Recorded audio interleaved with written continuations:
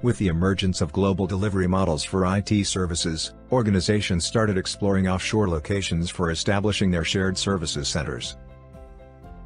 Few hotspots like India, Eastern Europe and APAC have emerged as unique destinations for shared services due to competitive labor costs, with better language capabilities.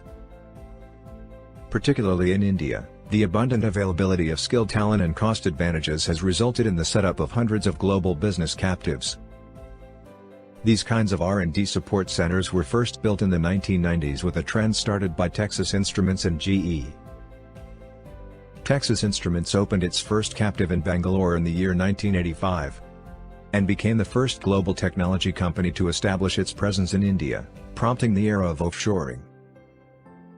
The first satellite dish in the country that helped a technology company set up a round-the-clock communication link with its U.S. offices arrived on a bullock-driven cart.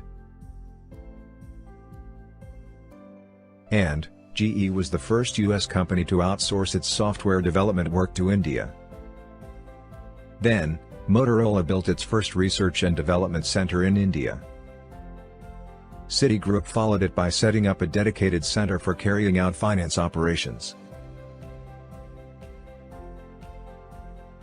Initially attracted by the availability of engineering talent, multinational companies started recognizing the value of India for IT services, and players such as American Express, Swissair, British Airways, IBM, and many others followed GE and Texas Instruments' model to get software services from India-based units.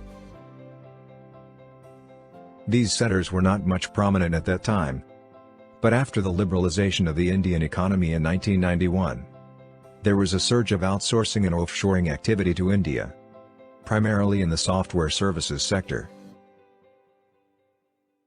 The dot-com crash and the recession that followed in the early 2000s generated a lot of buzz and exposure towards the rise of IT services giants such as TCS, Accenture, Infosys, and Wipro, etc.